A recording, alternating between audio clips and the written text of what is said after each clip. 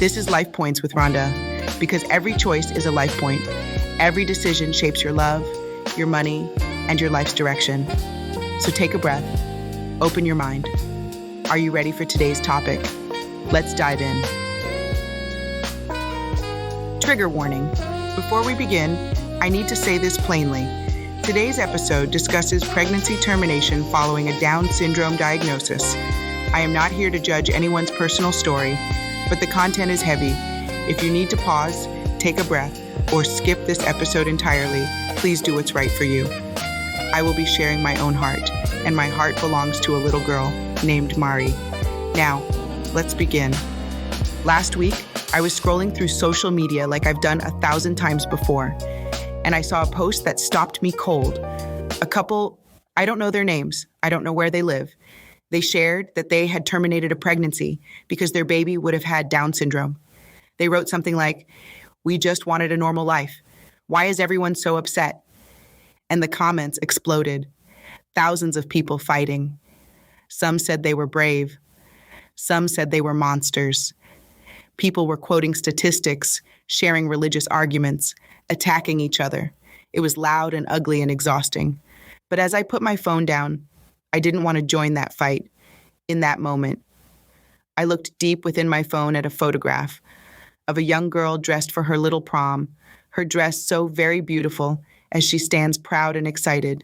She came in to show me her beautiful dress, her hair in prom fashion, her rosy cheeks, and makeup done simple yet elegant. That's Mari. She's my goddaughter. She's 13 soon to be 14 years old, and she has Down syndrome. And I thought to myself, that couple and everyone who agreed with them, they've never met Mari. They've never held her hand. They've never heard her laugh. They've never seen her dance, something she absolutely loves to do. So this episode is not a debate. It's not a lecture. It's an introduction. Let me introduce you to Mari and to every child like her, because once you know them, you can't so easily say their lives aren't worth living. Before I go any further, I want to ask something of you.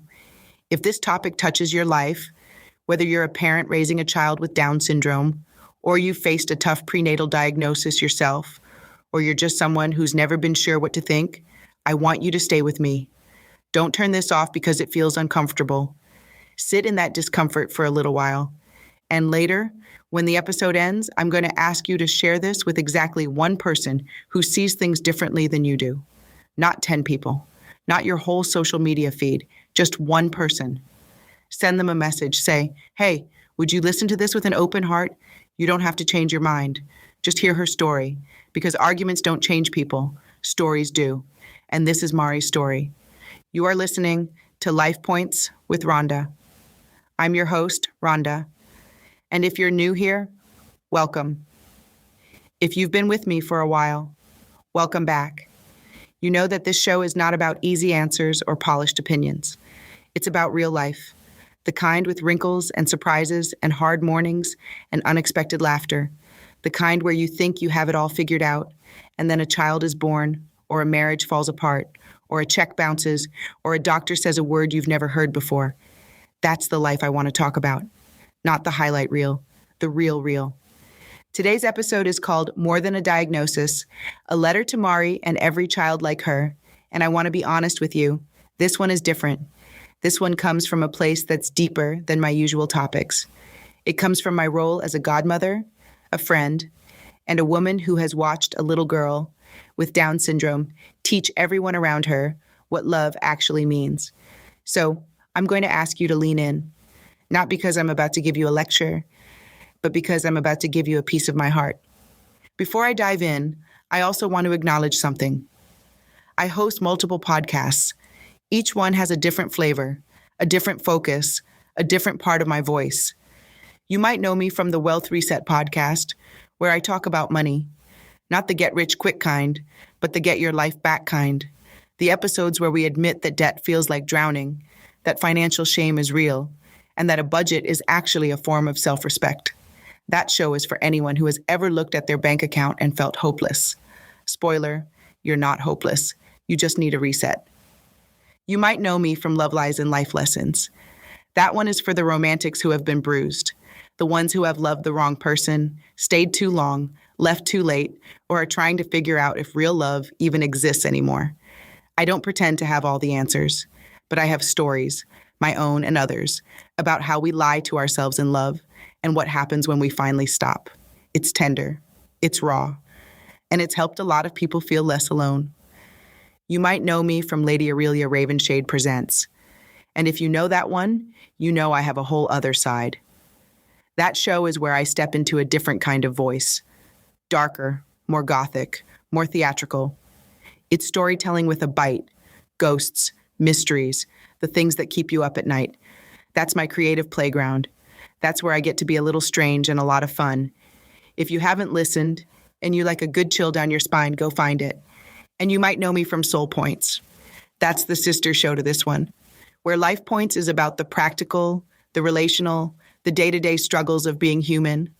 Soul Points is about the deeper questions. Why are we here? What do we owe each other? How do we find meaning when nothing makes sense? It's more philosophical, more spiritual, more quiet. I release episodes there when I need to slow down and think out loud. It's like sitting with a friend by a fire. No agenda, just wondering together. So yes, I wear a lot of hats, but the thread through all of them is the same. I believe that our stories matter, yours and mine. And I believe that the hardest conversations are the ones that heal us the most. That's why I'm doing this episode, because the conversation about Down syndrome and termination is hard, it's painful, it divides families and friends. But I've realized that I can't stay quiet anymore. Not because I want to be right, but because I have a goddaughter named Mari. And if I don't speak up for her, and for the thousands of children like her, then who will? So here's what I'm going to do. I'm going to walk you through 8 sections. Some will make you think. Some might make you uncomfortable. Some, I hope, will make you smile. Because Mari makes me smile every single day. And I want you to meet her, even if only through my words. Let's begin. The social media post that started it all. Let me go back to that post for a minute, because I want to be fair to that couple. I don't know what led them to that decision. I don't know if their doctor gave them outdated information, the kind that still says people with Down syndrome can't live happy, meaningful lives. That's not true, by the way, but some doctors still say it. I don't know if they were scared. I don't know if they were alone. I don't know if they had family pressuring them. I don't know if they were grieving. So I am not here to throw a stone at them. That's not my job.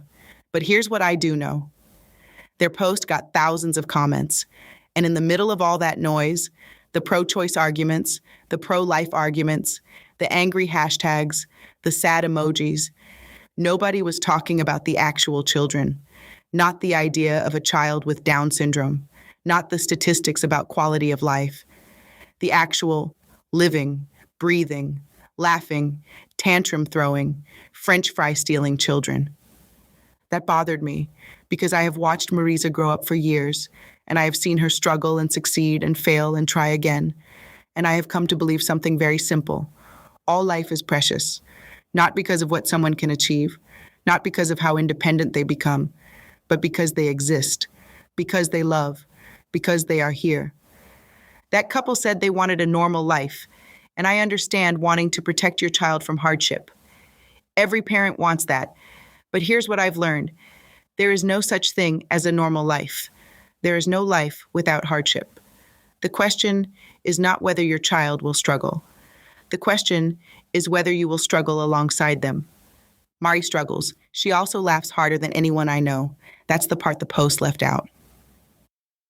How I became Mari's godmother. Let me tell you the truth of how Mari came into my life. Not a story I made up for comfort, the real one. I am an Ianifa, an Ifa priestess, and I own a botanica, a metaphysical store. I still own it today. People come in for candles, herbs, oils, spiritual tools. Some are strangers, some become regulars, and some become family. Mari's mother was one of those regulars. She started coming in to shop, just a customer at first. She would buy a few things, say thank you, and leave. But over time, she kept coming back. Not because she needed a consultation, not because she asked for a reading, She just liked the energy of the store. She liked being there. And then she started volunteering. She would show up and ask if I needed help stocking shelves or cleaning the counter or just watching the front while I stepped away. She didn't want anything in return. She just wanted to be around. That's who she is, a giver. That's how we got close. Not through a formal reading, through presence, through trust, through her showing up again and again. She has 2 children, an older son, and then Marisa. Mari is almost 14 now. She has Down syndrome. And from the very beginning, her mother never hid her, never acted like Mari was a burden. She brought her to the Botanica sometimes. Mari would come in and start to sage the place, to clean the energy, and everyone who comes in loves her, as she gives a hug to those she knows and loves. And every now and then, she will offer a hug to a customer who walks in. I fell in love with that kid long before I was officially her godmother. One day, she was initiated into IFA, but I was her godmother way before tradition. Being godparenthood is not about a church ceremony. It's a spiritual responsibility. It means I am accountable to that child's well-being, not just in this world, but in the spirit world. It means I stand with her mother and I stand with Mari, no matter what. So I am not Mari's godmother because I was there the day she was born. I wasn't. I am her godmother because I was there, period. Because her mother trusted me. Because Spirit put us in the same room again and again until we became family. And that is the truth. No hospital, no stuffed elephant, just a Botanica, a loyal customer who became a volunteer, a little girl with a big laugh, and a bond that cannot be broken. The hard days, honesty matters. I'm not going to sit here and tell you it's all sunshine and rainbows. That would be a lie, and you deserve better than that from me. Here is what I actually know. Mari has had frequent hospital visits over the years. I don't list every reason. That's not my story to tell in detail. But I have seen her mother pack a bag, drive to appointments, sit in waiting rooms, and come home exhausted. That is real. That is hard. And I know her mother worries. She worries about bullies. She worries about school. She worries about who will take care of Mari when she's gone. Those are real fears. I don't dismiss them for a second. But here's what I also know. Every parent has hard days. My neighbor's son has severe anxiety and can't go to school some mornings. My cousin's daughter is nonverbal with autism. My friend's child is perfectly healthy by every medical measure, and he crashed his car at 16 and spent a week in the ICU. There is no such thing as a risk-free life. There is no such thing as a challenge-free child. The only difference is that some challenges come with a prenatal diagnosis and others don't. So when people say, I wouldn't want that life for my child, what they're really saying is, I want a guarantee. And no parent gets a guarantee. None of us. To each his or her own. Let's unpack that. Some people say, to each his or her own. It sounds very tolerant, very live and let live. And I understand the instinct. I really do. But I want to gently push back on that phrase in this context. When you say, to each his or her own, about terminating a pregnancy because of a Down syndrome diagnosis, what you're really saying is, some lives are worth choosing and some aren't. And that's a heavy thing to hide behind a light phrase. I'm not saying that couple didn't have the right to make their choice. That's not the conversation I'm having. What I'm saying is, let's not pretend it's neutral. Let's not pretend it's just a matter of preference, like choosing tea over coffee. We are talking about a human life, a life that, if allowed to be born, would have been someone's child, someone's friend, someone's neighbor. And that life, that specific life, might have been like Mari. And Mari is not a tragedy. So when someone says, I just wouldn't want that life for my child, I want to ask them, what exactly are you imagining? Are you imagining a child who never walks? Mari walks. Are you imagining a child who never laughs? Mari laughs until she snorts. Are you imagining a child who can't love? Mari loves ferociously. She hugs like a boa constrictor. She tells her mom she's beautiful every single day. I think sometimes people imagine the worst case scenario. And yes, worst case scenarios exist. Some children with Down syndrome have significant medical complications. Some never become verbal. Some need round-the-clock care for their entire lives. I am not here to sugarcoat that. But here's my question. Does difficulty make a life less precious? Because by that logic, we would also be saying that children with severe cerebral palsy, or children with profound autism, or children with terminal illnesses, their lives aren't worth living either. And I don't believe that. I don't believe any human being gets to make that call for another human being. Mari has a good life. A hard life sometimes, yes, but a good life. A life full of people who love her. A life where she feels joy and sadness and frustration and triumph. That's what a life is supposed to be. So, to each his or her own sounds nice, but it's not that simple. Because when you make a choice about a life, you are also making a statement about what kind of life is worth living. And I want that statement to be informed by real people, not by fear, not by outdated information, not by the silence of people who know better but didn't speak up. That's why I'm doing this episode, because I can't be silent anymore. The story of Jesse and Ashley Ridgway. Now I need to tell you exactly who sparked this conversation, because it wasn't just some anonymous couple on social media. It was a public figure with millions of followers. His name is Jesse Ridgway. He's a YouTuber known as McJuggerNuggets with over 4.3 million subscribers.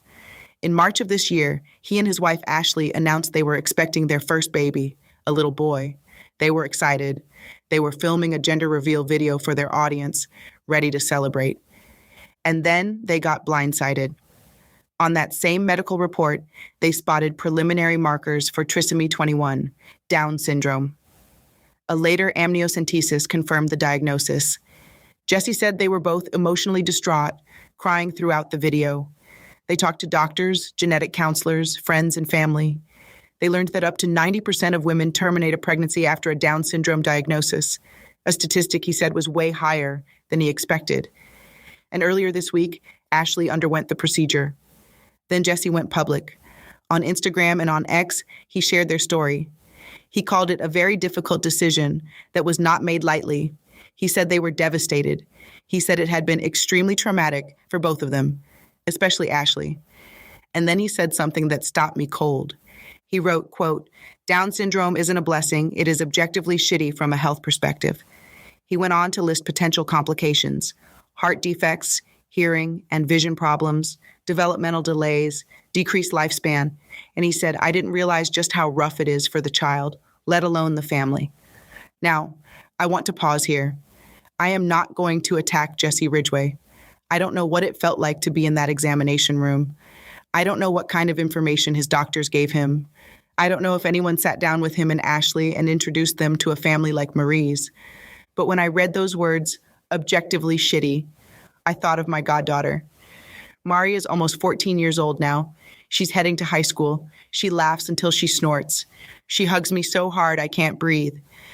And I thought, no, that is not a life defined by that word. The backlash came fast. Jesse says he has never seen such hate and vitriol directed at two people grieving the loss of their unborn child. He said they've been called murderous pieces of shit, evil, compared to Hitler. They have received what he describes as nonstop death threats. Someone even used his 6-year-old dog's terminal illness as a weapon against him. He said he and Ashley have started sleeping next to a gun. No one should have to live like that. And I want to be very clear here. I do not support death threats. I do not support calling anyone Hitler. That is not love. That is not justice. That is not how we change hearts. Jesse also pushed back against his critics in another way. He said it is awesome and very courageous that other families choose to keep their babies with Down syndrome. He said, "That is your choice, and I support it." But he also said something else. He said, and I quote, "It's very easy to accept the difference between us when it has no actual bearing on your life." And that is where I have to speak from my own truth. Because Jesse, this does have bearing on my life. My goddaughter Mari is not a hypothetical. She is not a statistic. She is not a list of potential health complications. She is a person who I love. And when you say that a life with Down syndrome is objectively shitty, you are talking about her. You are describing her as a tragedy. And I need you to know, you are wrong. I understand that you were scared. I understand that you were grieving. I understand that you made the choice you believed was best for your family. And I am not here to condemn you. But I am here to say this. The picture you painted of life with Down syndrome is incomplete. You listed the health risks. You didn't list the joy. You talked about dependence. You didn't talk about love. And those things matter. They matter so much. Jesse also said that when he first got the news, he was shocked but optimistic. He said, quote, "I signed on to be a parent, come what may, but I just didn't fully understand what Down syndrome entailed." And I hear that. I really do. But here's my gentle question. Did you try to understand? Did you meet a family like mine? Did you spend an afternoon with a child who has Down syndrome? Did you hold their hand? Did you watch them eat a mozzarella stick? Because that's what it takes to fully understand. Not a list of statistics, not a doctor's worst-case scenario. A real, living, breathing human being. Jesse said he hopes that speaking publicly will help other couples feel less alone. And I actually agree with that. Couples facing this diagnosis should not feel alone, but they also should not be fed only the fear. They should be offered the whole truth, and the whole truth includes children like Mari, children who struggle, yes, but children who also laugh and love and teach the rest of us what actually matters. So, to Jesse and Ashley, if you ever hear this episode, I am not your enemy. I am not sending you hate. I am not threatening you. I am simply telling you about my goddaughter. Her name is Mari. She is almost 14 years old. She has Down syndrome, and she is not a tragedy. She is a beautiful person, and I am so blessed to know her. Maybe it wouldn't have changed your choice. I don't know. But every family facing that impossible decision deserves the fuller picture. Not fear, not statistics, not slogans. Just a young woman who loves French fries and her mother and making people laugh. That's the truth I carry, and that's the truth I need to share. A direct message to parents raising kids with Down syndrome. Now, I want to talk directly to the parents who are raising a child with Down syndrome, because I know some of you are listening, and I want you to hear this. I see you. I see the late nights. I see the therapy appointments stacked up like dominoes. I see the IEP meetings where you have to fight for every service. I see the judgmental stares at the grocery store when your child makes a sound that's too loud or moves in a way that's not normal.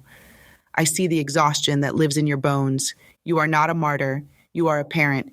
And you are doing a hard, beautiful, thankless job most days. But I also see the other side. I see the way your child's face lights up when you walk into the room. I see the pride in their eyes when they tie their shoes for the first time. I see the victory dance when they pour their own milk without spilling. I see the love, that fierce, unconditional, no-holds-barred love that your child gives you every single day. Mari's mom said something to me once that I'll never forget. She said, "Rhonda, before Mari, I thought love was something you earned. Now I know love is just something you are." That's what your child has taught you, and that's a gift that most parents never receive. I know it's hard. I know some days you cry in the car. I know you worry about the future. I know you wonder if you're enough. Let me tell you something. You are enough. You are more than enough. You are exactly the parent your child needs. And to the parents who are expecting a child with Down syndrome right now, maybe you just got the diagnosis and you're terrified. Let me speak to you directly. It's okay to be scared. It's okay to grieve the future you imagine. That doesn't make you a bad person. That makes you human. But please, please, please, do not make a decision based on fear alone. Reach out to a family like Mari's. Talk to parents who are living this life. Read books by adults with Down syndrome. There's a wonderful book called My Life with Down Syndrome by a woman named Karen Gaffney. She's a swimmer, a speaker, a graduate. She has a full life. You deserve to know that. You are not alone. There are thousands of families out there ready to hold your hand. Let them. The gift of being special. Redefining the word. We use the word special a lot. Special needs, special education, Special Olympics. Sometimes it feels like a polite way of saying less than, like we're putting a nice ribbon on something we secretly pity. I don't use it that way anymore. To me, Mari is special because she has never once pretended to like someone. If she loves you, you know it. She runs at you full speed and wraps her arms around your waist and doesn't let go. If she's mad at you, you know it too. She crosses her arms, turns her back, and says, I am not talking to you today. And then 5, maybe 10 minutes later, she forgets why she was mad. She shares her treats and is very headstrong on certain days, but she is a very beautiful soul. There's no game, no filter, no social mask, just truth. And honestly, a lot of us typical folks could learn from that. We hide our feelings. We ghost people instead of telling them we're hurt. We say fine when we're drowning. We perform happiness on social media while we cry alone. Mari doesn't do that. That's not a disability. That's a superpower. I think about all the ways we measure worth in this world. Money, career, independence, athletic ability, academic achievement.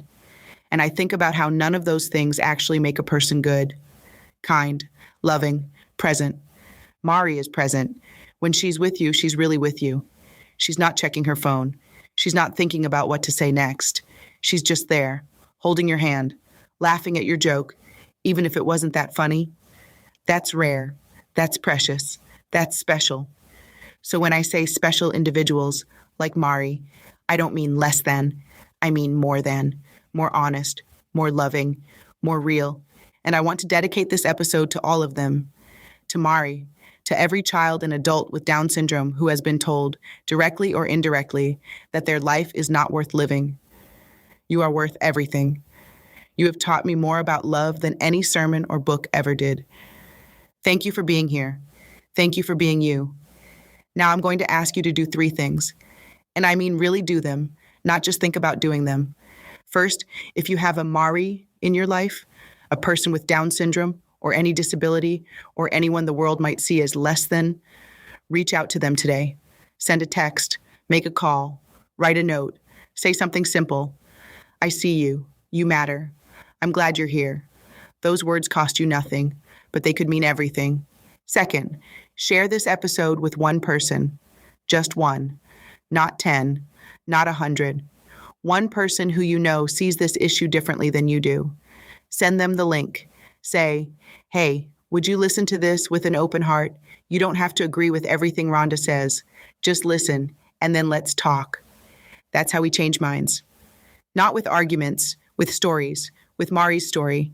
Third, if you found value in this episode, please rate and review Life Points with Rhonda. It helps other people find these conversations, and we need more conversations like this, not less. This episode was for Mari, my goddaughter, my teacher, my heart. It was also for every child whose life has been called not worth living by people who have never held their hand. You are not a diagnosis. You are not a statistic.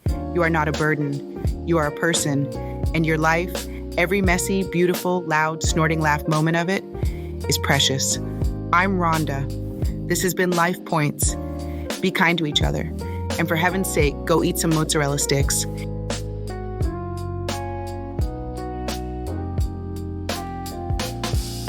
Thank you for tuning in to Life Points with Rhonda. Be sure to subscribe, share, and keep growing.